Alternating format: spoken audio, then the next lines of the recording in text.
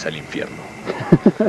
Bom, esse aqui é meu primeiro vídeo falando sobre as regiões mais importantes ou as regiões que tiveram relevância naquela viagem que eu fiz em 2004, como eu expliquei no vídeo passado. Quem não assistiu meu vídeo, eu falo sobre a viagem, deu um apanhado geral aí do que eu acabei fazendo da viagem em 2004, 2005. Assista esse vídeo para não ficar boiando muito, mas assim, a ideia é que agora eu vou passar de região em região onde a gente acabou visitando lá para explicar um pouco sobre a minha visão, as minhas expectativas, o que eu achei interessante, o que eu não achei interessante, para passar para o pessoal com um enfoque mais pessoal, vamos dizer assim. E o primeiro vídeo dessa coleção aí que eu pretendo fazer, eu vou falar sobre o deserto do Atacama. E tem uma questão muito especial por eu começar pelo deserto do Atacama. Para mim foi a região mais intrigante, mais singular, inspiradora da viagem. Mas eu vou explicar aqui a minha visão de por que o Atacama foi, de fato, a região mais emblemática da viagem. O Atacama é um deserto que está lá no norte do Chile. Também é uma região que, na verdade, abrange a maior parte do norte do Chile, mas pega um pouquinho da Bolívia e do Peru também. Então é um deserto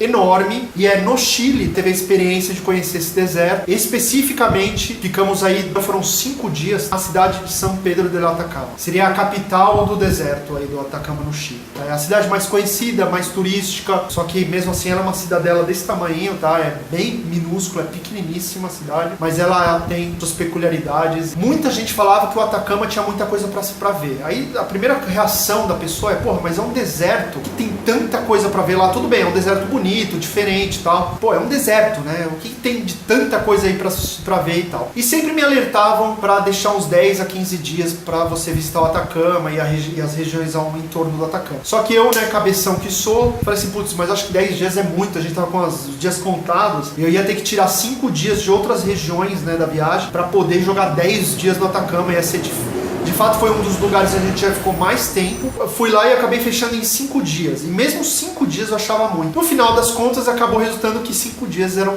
nada para você poder visitar o Atacama. De fato, as pessoas que diziam que você precisava ir de 10 a 15 dias no mínimo para poder visitar o Atacama, visitar bem visitado mesmo, conhecer os principais pontos, realmente era uma informação correta. Eu saí um pouco entristecido de não ter visto tudo, mas esses 5 dias foram fenomenais de poder entender um pouco mais sobre esse deserto tão fascinante. Em primeiro lugar, o que me fascinou mais nesse deserto, ele é de fato praticamente vermelho, de terra vermelha. Tipo, a sua cabeça começa a embaralhar um pouco porque você começa a entender, parece que você não está mais no planeta Terra, parece que você entrou num universo paralelo e está em outro lugar. E realmente parece que você está em Marte. Essa é a sensação real do negócio. Parece que você está em outro planeta. E o mais interessante é que em algumas regiões do Atacama parece que você está na Lua. Você está no planeta Terra, foi para Marte, foi para a Lua, voltou para a Terra.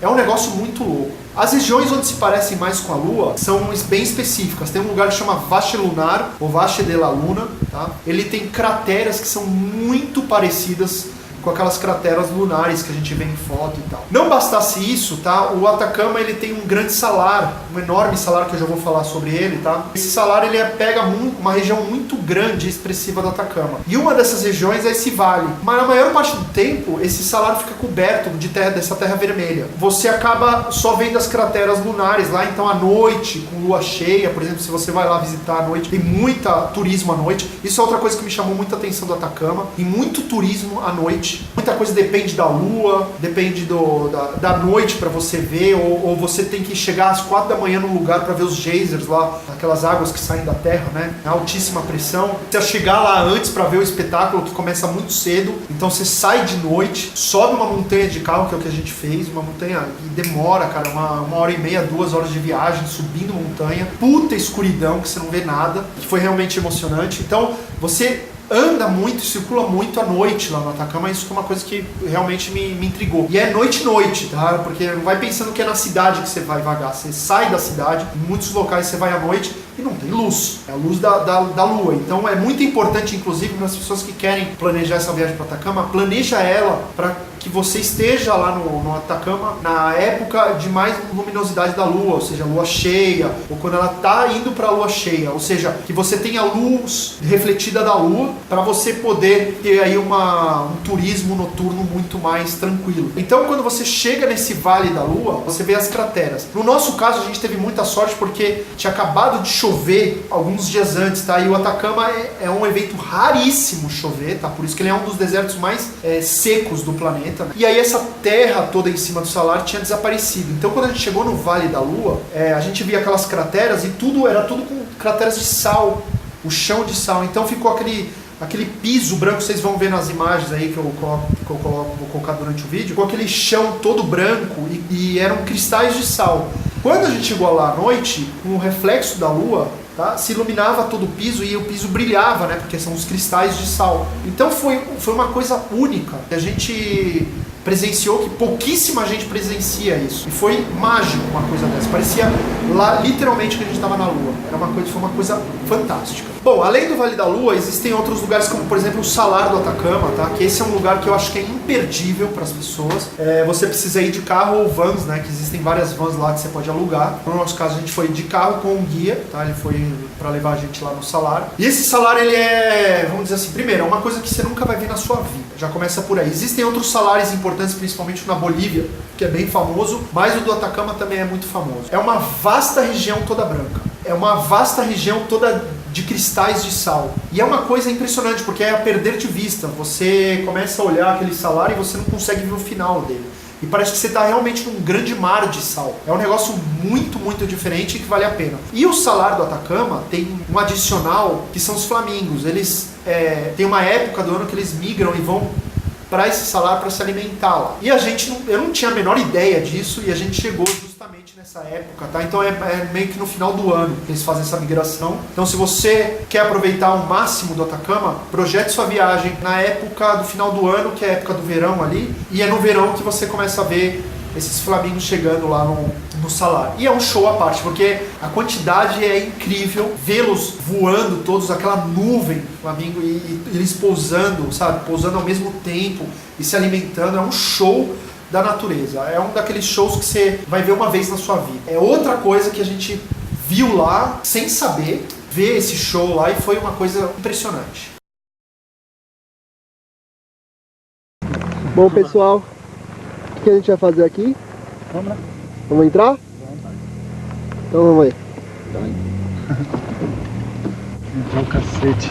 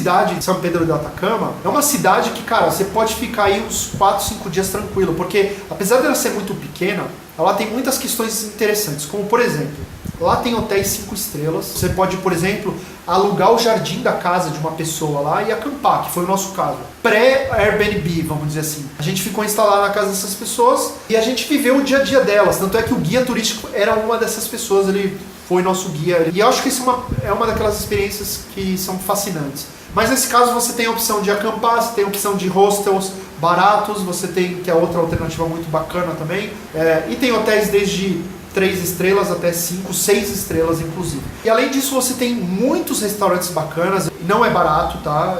Comer lá não é barato. Bom, e aí saindo um pouco da esfera da cidade, você vai ver lá os geysers, tá? que são outro show da natureza, tá? Que é imperdível lá. Tem o Vale dos Dinossauros, é um vale com umas rochas que imitam dinossauros, e é impressionante mesmo, parecem dinossauros mesmo, vários. Você vai encontrar outros salares, tá? E uma coisa que me chamou muita atenção, que é menos turístico, vamos dizer assim, mas que vale muito a pena, é você conhecer os povoados da região. Meu, cada povoado você parece que está num filme.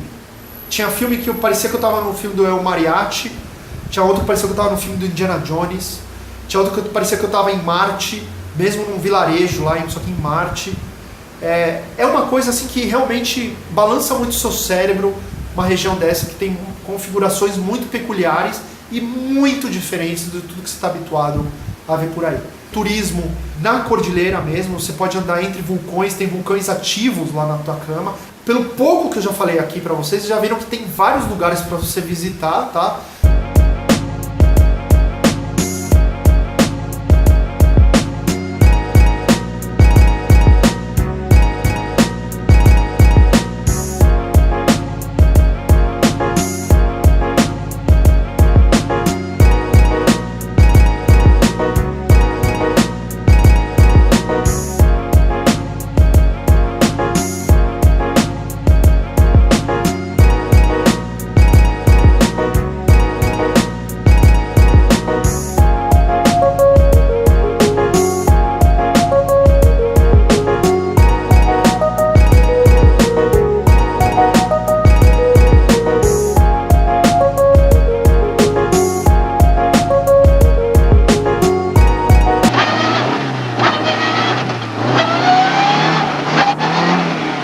Puta que pariu, moleque!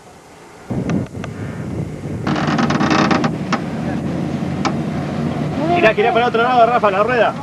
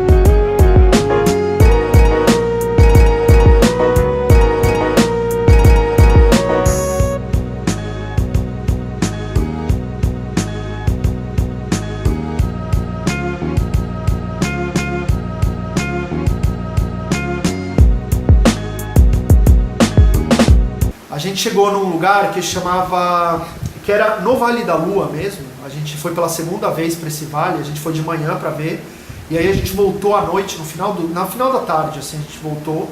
E uma coisa, a gente não tava sabendo de nada, aí a gente tava sem o guia, fomos só nós três para lá, porque nos avisaram que ia ter um evento lá nesse Vale da Lua, só que não nos falaram o que era esse evento. E aí a gente chegou lá, tava assim, era uma quantidade de vans enormes, imensas, assim, e muito turista lá. E a gente percebeu que muitos deles, a maioria estavam subindo uma montanha enorme, era uma duna na verdade, não era uma montanha, era uma duna, e todos estavam subindo, era uma duna enorme, então a base dela era imensa lá em cima, e as pessoas estavam todas se alocando lá em cima. E a gente, sem saber de nada, falou, vamos seguir os caras, né, tá todo mundo subindo, de repente o evento é lá em cima, a gente subiu, a vista era maravilhosa, beleza, aí tava todo mundo sentado, conversando e tal, e a gente, tipo, no meio dos turistas lá, sem saber o que ia acontecer e tal. A noite foi chegando, que as pessoas começaram a fazer contagem regressiva, e a gente não entendendo bolhufas. Falou, as pessoas começaram a fazer, de 1 minuto, contagem. 60 segundos, 59, 58, 57, e foi indo. Aí quando chegou no 0, foi uma coisa muito certeira. Saiu nos 0 segundos mesmo, assim, saiu a lua por trás de uma montanha, tá? A lua cheia, imensa, e parecia que ela estava muito próxima da gente, atrás de uma montanha que a gente estava vendo, e era uma montanha mesmo. E ela saiu e foi subindo rapidamente, assim. E na hora que ela saiu, a galera inteira entrou em êxtase, todo mundo começou a aplaudir, começou a gritar, parecia tipo comemoração de fim de ano, só que na verdade era a chegada da lua à noite. E era uma lua realmente espetacular. E depois a gente ficou sabendo que esse evento é um evento muito singular que acontece 1 ou 2 vezes por ano, tá?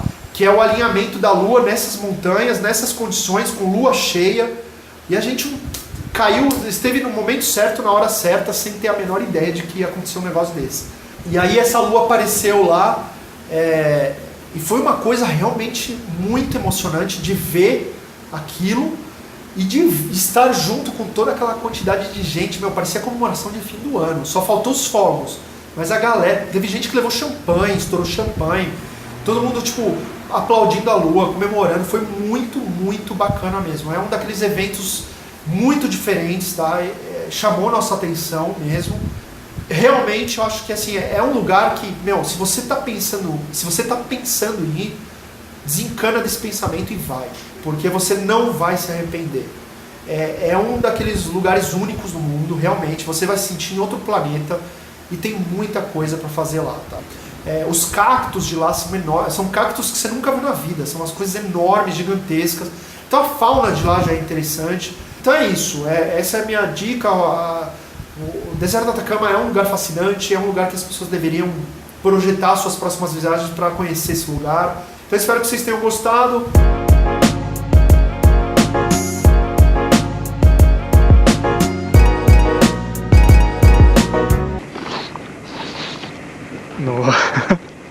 Vai acabando a viagem e a gente vai ficando pau no cu de tudo. A gente tá a quantos metros? 4.200, é isso? 600. O quê? 4.600? Isso. Esses aqui são os geysers.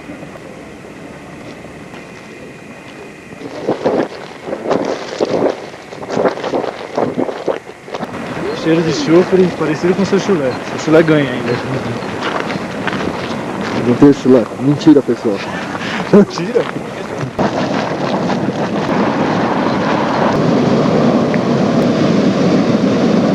Achamos a Lhama Sagrada depois de 16 mil quilômetros com o carro. E lá está ela. Aqui está a Lhama Sagrada.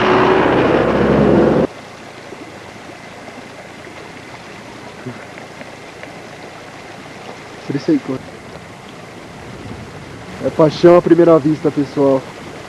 A Lhaminha olhando para Tomás, Tomás olhando para a Lhaminha. Que rolou, hein? Acho que rolou, hein? Acho que fica, hein? Será que ela fica com ele?